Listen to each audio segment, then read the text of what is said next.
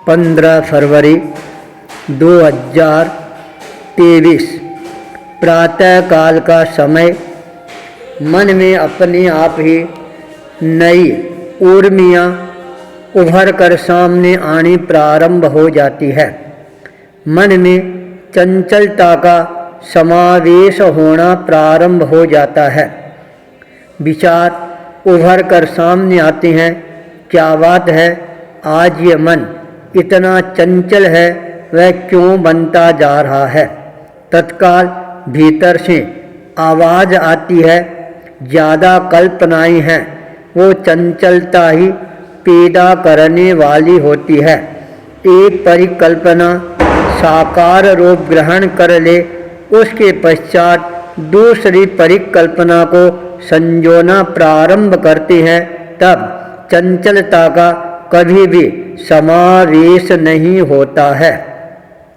इसलिए प्रत्येक कार्य को बहुत ही धैर्यपूर्वक, शांतिपूर्वक संपन्न करने का प्रयास करोगे तो यह चंचलता है अपने आप ही स्थिरता के रूप में परिवर्तित होनी प्रारंभ हो जाएगी। शिक्षा का नया सूत्र है, वह अपने आप ही प्राप्त हो जाता है। ज़्यादा कल्पनाएं चंचलताएं पैदा करने वाली होती है, कम कल्पनाएं साकार रूप प्रदान करने वाली बन जाती है। मन के अंदर इस संकल्प शक्ति के साथ कल्पना वही की जाए जो आगे जाकर साकार रूप ग्रहण कर पाए। इसी संकल्प शक्ति के साथ जब मैंने ध्यान का प्रयोग करना प्रारंभ किया, अपने आप ही चंचलता है वह स्थिरता के रूप में परिवर्तित होनी प्रारंभ हो जाती है।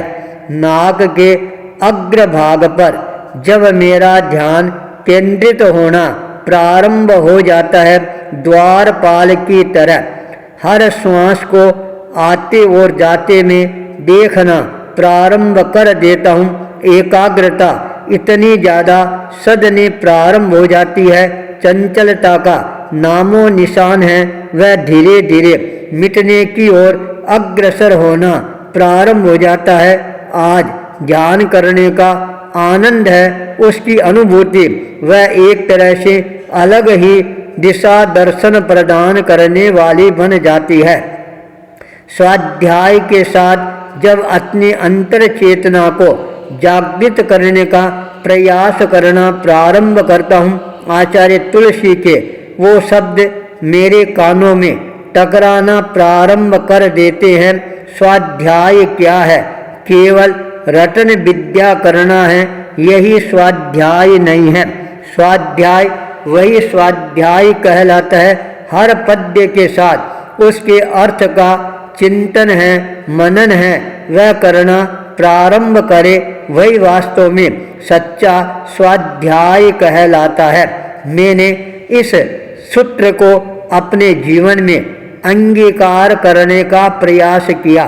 धीरे धीरे मंद मंद स्वर के अंदर जब मैंने स्वाध्याय का उपक्रम है यह प्रारंभ किया, वास्तव में ही मेरे को एक नया दिशा और दर्शन है वह प्राप्त होना प्रारंभ हो जाता है। आगम पद्यों के अंदर वीतराग भगवान की जो वाणी है, उस वाणी का हार्द है वह भी धीरे धीरे समझने का प्रयास करना प्रारंभ कर देता हूँ। स्वाध्याय का यह उपक्रम मेरे जीवन को और ज़्यादा ज्ञान की दृष्टि से पुष्टिमान बनाने वाला बनता जा रहा था। जब मैं अपने आप को मंत्र शक्ति की आराधना के अंदर अग्रसर करना प्रारंभ कर देता हूँ, भीतर से आवाज़ आती है, केवल होठों को हिलाने से, बोलने से ही मंत्र शक्ति है वह जागृत नहीं हो सकती है। इसके साथ के अंदर अपने मन की एकाग्रता है, उसको भी धीरे धीरे साधने का प्रयास करना प्रारंभ करो, तो यह मंत्र शक्ति है वह अपने आप ही सदनी प्रारंभ हो जाएगी। उसके पास इसके पश्चात यह मंत्र जिस किसी को भी श्रद्धा के साथ में प्रदान करना प्रारंभ करोगे, सामने वाला व्यक्ति यदि श्रद्धा के साथ उस मंत्र का अनुष्ठान के रूप में प्रतिदिन प्रयोग करना प्रारंभ कर देगा तो वह मंत्र शक्ति उसके लिए संजीवनी बूंटी का काम करने वाली बन जाएगी। जब इस तरह की विचारधाराएं उभर कर सामने आनी प्रारंभ हो जाती है, उसके पश्चात अनुलोम और विलोम की प्रक्रिया के साथ मैंने प्रतिक्रमण प्रारंभ किया। प्रतिक्रमण क्या है? फिर गुरुदेव तुलसी के वो शब्द कानों में गुंजायमान होने प्रारंभ हो जाते हैं।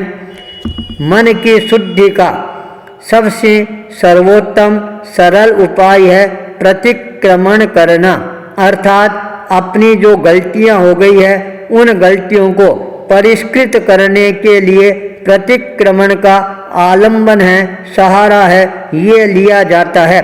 जब सारी प्रक्रियाएं पूरी हो जाती है, आज मन के अंदर बहुत ही ज़्यादा प्रसन्नता की अनुभूति होनी प्रारंभ हो जाती है। शारीरिक दृष्टि से, मानसिक दृष्टि से, वैचारिक दृष्टि से मैं अपने आप को हल्का फुल्का महसूस करना प्रारंभ कर देता हूँ। जब जीवन में हल्कापन आता है तब अपने आप ही विचारों के अंदर एक नया परिवर्तन का दौर है, वह भी प्रारंभ होना प्रारंभ हो जाता है। जब मैं नीचे आकर अपने स्थान पर अपने आप को स्थापित करने का प्रयास करता हूँ, उसी समय आज मन में चिंतन कर लिया फालतू विचार है, अपने दिमाग के अंदर लाने का प्रयास ही नहीं करना है। अपने काम से काम है वह करते रहना है। मैं अपने लेखन कार्य के अंदर द्रुत गति के साथ आगे लग जाता हूँ। यह मेरा नित्य का एक क्रम हो गया है। प्रातःकाल आधा घंटा जो भी मेरे को लेखन कार्य करना होता है, वह लेखन कार्य परिसंपन्न करने के पश्चात भक्तों के सामने प्रस्तुत करना होता है, वो मैं कर देता हूँ। 1 घंटा मेरा इस कार्य के अंदर नित्य ही लगता है। सारे भक्तों के पास के अंदर अपने आप ही अच्छी अच्छी कहानियाँ, अच्छे अच्छे विचार, अच्छे अच्छे अनुभव और अच्छी अच्छी बातें हैं, वो पहुँचनी प्रारंभ हो जाती है। फिर 24 घंटे के लिए मैं निश्चिंतता का अनुभव करना प्रारंभ कर देता हूँ। यदि कोई नई घटना घट जाए, उसके ऊपर लिखना हो तो फिर मैं कभी चिंतन कर लेता हूँ, वरना लेखन का कार्य है वह मेरा एक तरह से परिसंपन्न हो जाता है। फिर मैं अपनी साधना की ओर अपने आप को गतिशील बनाना प्रारंभ कर देता हूँ। कहने वाले कुछ भी कह सकते हैं, दिन भर यह मोबाइल पर लगे रहते हैं, मैसेज भेजते रहते हैं, करते रहते हैं, पर उनको यह पता नहीं है हमारा जो सारा का सारा नियमावली है वह निश्चित रूप से हमारे को सुव्यवस्थित बनाए रखी हुई है।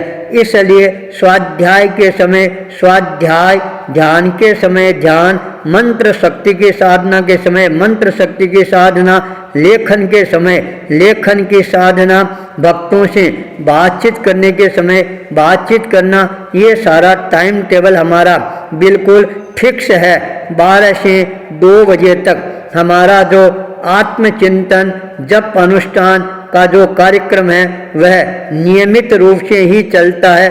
12 से 2 बजे तक चाहे कुछ भी हो जाए, हमारा ध्यान है वह कभी भी इधर उधर नहीं जा सकता है। न हम किसी से बोलते हैं और न ही किसी को उत्तर देते हैं।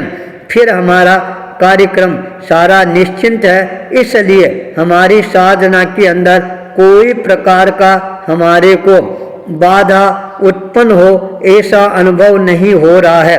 जिनको अनुभव हो रहा है उनको हो रहा होगा, पर मैं अपनी साधना से अपने आप को पूर्णतया संतुष्ट अनुभव करता हूँ। इसलिए मेरी साधना मेरे लिए बहुत ही ज़्यादा कारगर साबित होती हुई मेरे को नज़र आनी प्रारंभ हो गई है। अब यात्रा की जो परिकल्पनाएं हैं वो भी धीरे धीरे साकार रूप ग्रहण करना प्रारंभ करेगी। ये यात्रा भी ध्यान, साधना, अनुभव, मैत्री इस रूप के अंदर ही आगे बढ़ेगी। हमारे अनुभव हमारे को और ज़्यादा विशालता की ओर अग्रसर करने वाले बनते चले जाएंगे। आचार्य भूपेंद्र, जयपुर, श्री पूर्णासर बोथरा आचार्य भिक्षु धाम।